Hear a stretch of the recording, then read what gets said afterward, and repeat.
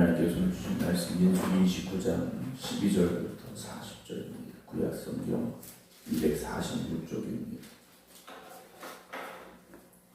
구약성경 246쪽 민수기 29장 12절부터 40절까지 말씀입니다.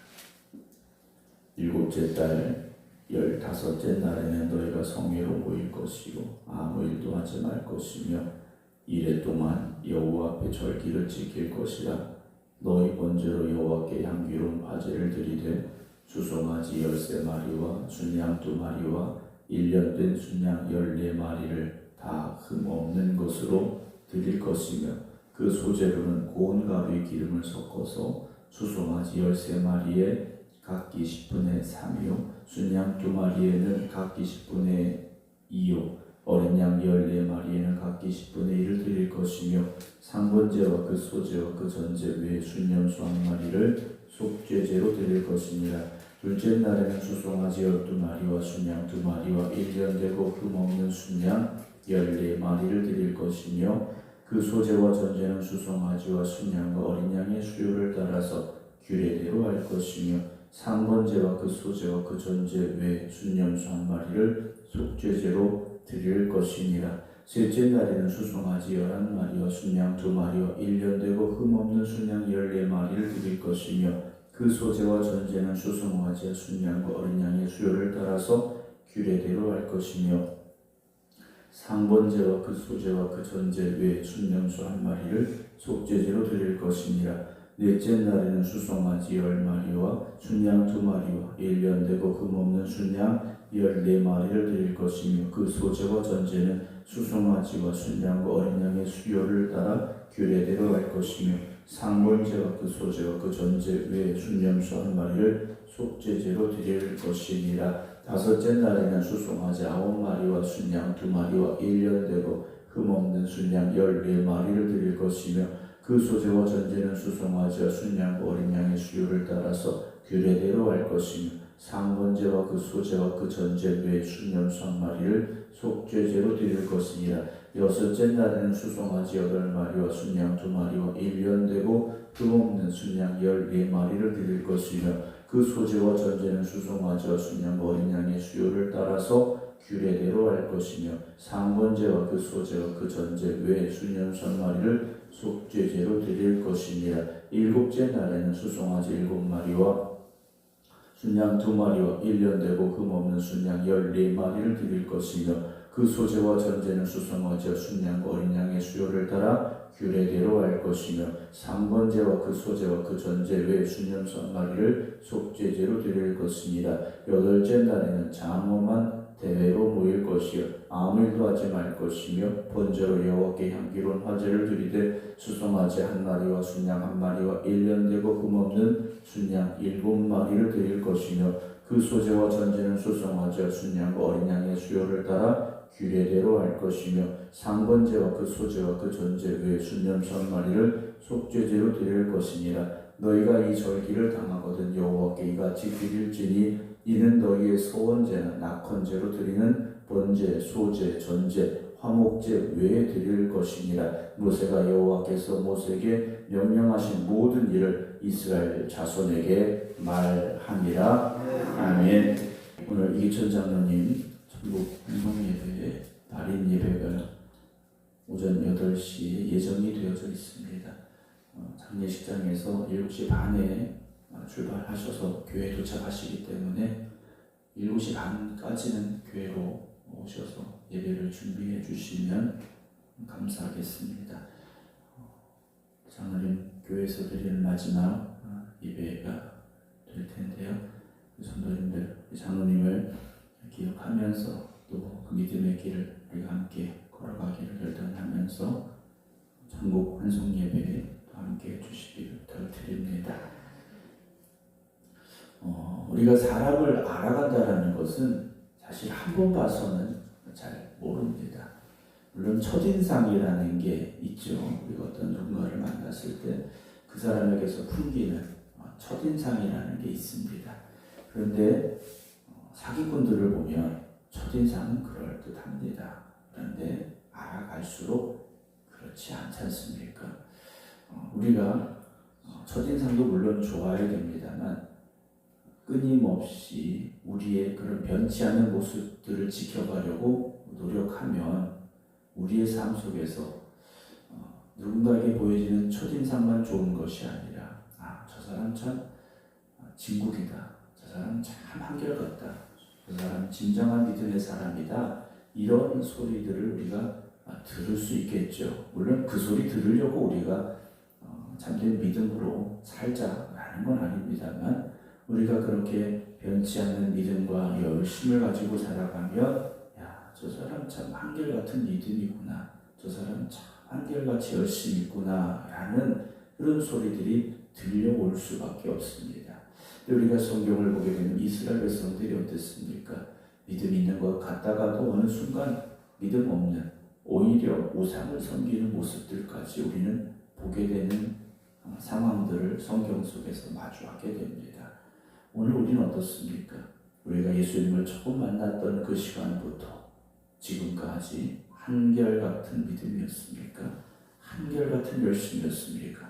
제가 목회를 하면서 성도님들을 이렇게 만날 때 가장 존경스러운 분들은 정말 한결같이 그 믿음의 열심을 지켜가는 분들이에요. 어떤 대단한 무엇인가를 해서가 아니라 정말 가지고 있는 그 믿음의 열심을 지켜가려고 끊임없이 노력하고 최선을 다하시는 분들이 정말 존경스러운 그런 분들에게 존경스러운 마음이 들 수밖에 없습니다. 어떤 분들을 보면 잠깐 반짝이는 분들이 있어요. 그러다가 이런 일 저런 일 때문에 심지어는 기분이 나빠서 누가 마음에 안 들어서 그런 열심을 잃어버리는 경우들이 있더라는 거죠. 오늘도 기도드리는 우리 모든 성도 여러분들 믿음의 열심을 지켜가시기 바랍니다.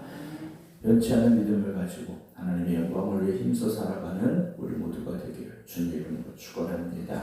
오늘 12절 보면 일곱째 달 15째 날에는 너희가 성회로 모여라 라고 말씀하십니다. 이 절기는 어떤 절기냐면 초막절입니다.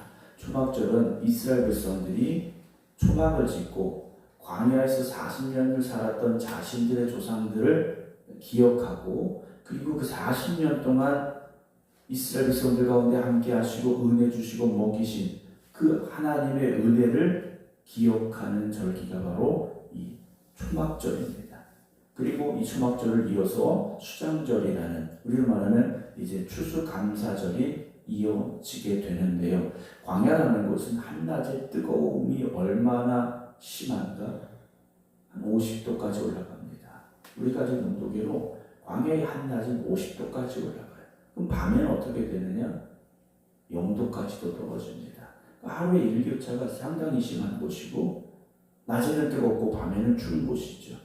그래서 성경이 하나님의 임재하심을 어떻게 우리에게 말씀해 주고 있습니까? 구름 기둥과 불 기둥으로 우리에게 말씀해 주고 계시다라는 거죠. 그런 세월을 하루 이틀이 아닙니다. 체험하러 가서 하룻밤 잤다. 이건 아니라는 거죠. 40년을 무려 광야의 삶을 살았던 이스라엘 백성들에게 하나님의 함께하심이라는 것은요 말할 수 없는 은혜였다라는 거죠. 자, 오늘 우리가 몇 년 동안 주님과 함께했습니까? 우리가 신앙생활 몇 년을 해왔습니까?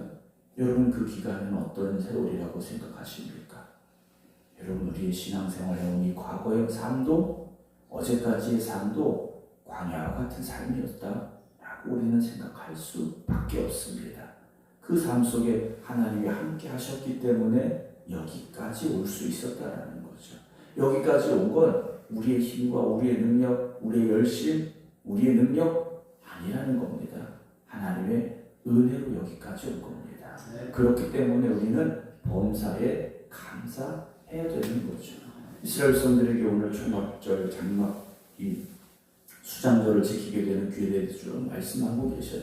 물론 몇 마리를 소를 몇 마리, 수송아지 몇 마리, 중양 몇 마리, 염소 몇 마리 이런 숫자는 사실 오늘 우리에게 그리 중요하진 않습니다. 그러나 그 내용을 보면 이스라엘 백성들의 최선을 다하여 하나님 앞에 감사하라 하셨다라는 것을 우리가 이 말씀을 통하여 만나게 된다라는 거죠.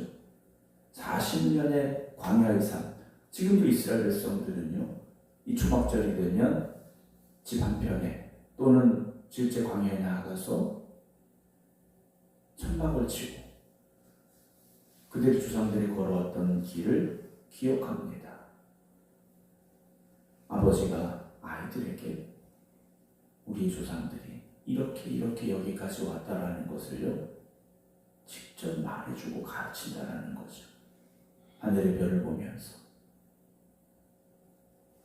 사랑하는 성도 여러분, 오늘 우리는 우리의 자녀들에게, 우리의 믿음의 후배들에게 전해줄 하나님의 은혜에 대한 고백이 있어야 됩니다.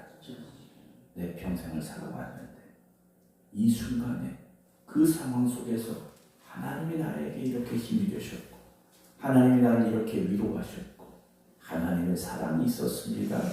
고백할 수 있는 신앙의 고백들이 여러분들에게 자고 넘쳐나기를 주님의 이름으로 축원합니다. 그런데 돌아보면 은혜 아닌 게 없었더라는 거죠. 하나님의 도우심이 아닌 게 없었더라는 거예요. 제가 자주 말씀드리지 않습니까? 하루를 시작한 것도 하나님의 은혜지 않습니까?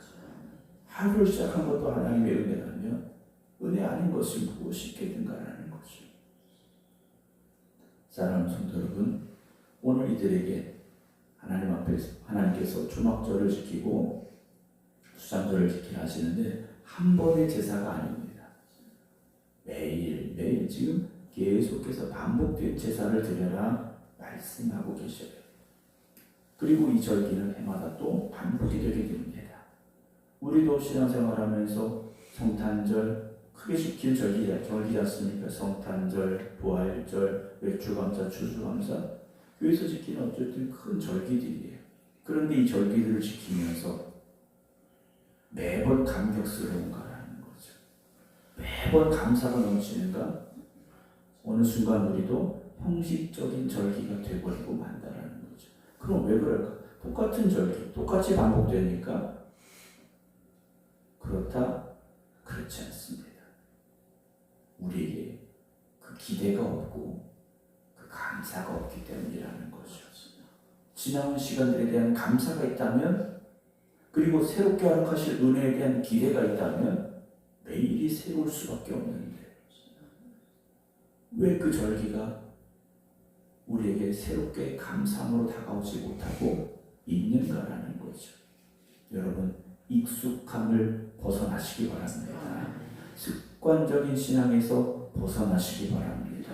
매일 매 순간이 은혜가 충만하여지고 기쁨이 넘쳐나고 감사로 가득한 삶이 되어지시기 바랍니다.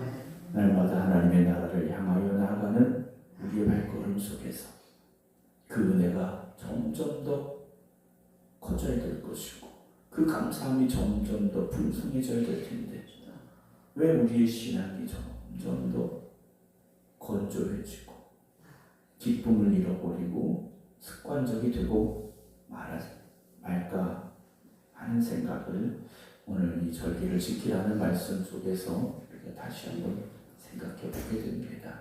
마지막 40절에 보게 되면요, 35절 보게 되면 여덟째 날에는 장엄한 대회로 모여라 그러셔요. 장엄한 대회. 이스라엘 백성들 전부가 모여서 찬양하고 기도하는 그 광경, 하나님께서 그렇게 모여라 하십니다. 여러분, 우리의 전심을 다하여 예배 드리시기 바랍니다. 어쩔 수 없이 드리는 예배 절대 하나님이 받지 아니하십니다. 첫 번째 성경에 기록된 첫 번째 제사, 첫 번째 예배가 무엇이었습니까? 가인과 아벨의 제사였지 않습니까? 하나님께서 아벨과 아벨의 제물을 받으셨는데 가인과 가인의 제물을 받지 않으셨다라고 되어 있습니다. 우리가 드리는 예배를 하나님이 무조건 받으시는 분이 아니시라는 거죠. 우리가 드리는 예배를 하나님이 무조건 받으셔야 되는 게 아니라는 겁니다. 내가 예배 드렸으니 하나님 받으세요 할 수 있는 것이 아니라는 거죠. 36절 보면 향기로운 화제, 계속 반복되는 제물에 붙여지는 단어가 바로 이 향기로운지 않습니까? 하나님 앞에 향기로, 즉 하나님이 기뻐 받으시는 예배 우리가 드릴 수 있어야 되겠죠. 마지막 40절 보면 모세가 여호와께서 모세에게 명령하신 모든 일을 이스라엘 자손에게 말하니라. 이스라엘 성들이 그렇게 예배드려라. 모세는요 하나님의 말씀을 그대로 전했습니다. 사랑하는 성도 여러분, 예배를 통하여 주시는 기쁨을 누리시기 바랍니다. 예배를 통하여 새롭게 주시는 은혜를 사모하시기 바랍니다. 오늘도 이 하루를 주신 하나님 감사합니다. 어제와 똑같은 하루가 아니라 새날을 주시니 감사합니다. 오늘 우리가 더욱더 하나님의 말씀에 합당하게 하나님의 기쁨이 되기를 힘쓰겠습니다. 고백할 수 있는 우리 모두가 되기를 주님의 이름으로 축원합니다. 기도하겠습니다. 하루 24시간 일주일에 반복됨이 계속되어서 1년이라는 시간을 보내게 되는데 우리는 그 반복에 익숙함에 젖어들어서 매일의 감사를 잃어버렸고 순간순간의 은혜를 잃어버리고 말았습니다. 오늘 우리가 다시금 깨닫게 하시고 기억하게 하시사 하나님의 은혜 없이는 여기까지 올 수 없었고 또한 은혜 없이는 앞으로 살아갈 수 없음을 깨닫게 하여 주시옵소서. 오늘도 깨어 기도드리는 모든 성도들이 하나님의 은혜였습니다. 고백할 수 있는 믿음 가지게 하여 주시옵소서. 그래서 매일매일이 감격의 시간이 되게 하시고 매 순간순간이 감사의 시간이 되게 하여 주시옵소서. 오늘도 주님 앞에 나와 기도드리는 성도들과 또 각자의 기도의 자리에서 깨어 기도드리는 이들을 주님 기억하여 주시옵시고 오늘도 주님과 함께하는 믿음의 길을 걸어가는 하나님의 자녀들 되게 하여 주시옵소서. 오늘 이전 장로님 전국 환송 예배로 주님 앞에 예배드리게 됩니다. 우리 장로님이 걸어가셨던 믿음의 길을 기억할 수 있는 저희들이 되게 하시고 또한 우리가 걸어가야 될 믿음의 길을 바라볼 수 있는 시간 되게 하여 주시옵시며 우리 박명하 권사님과 또 사랑하는 가족들에게 하나님 크신 위로를 허락하여 주시옵소서. 이제는 우리 주 예수 그리스도의 은혜와 아버지 하나님의 무한하신 사랑하심과 성령님의 감동 감화 역사하심이 오늘도 하나님의 은혜로 살아감을 깨닫고 고백하며 감사함으로 기도드리는 모든 성도들 위해 이제부터 영원토록 함께 하시기를 간절히 축원하옵나이다. 아멘.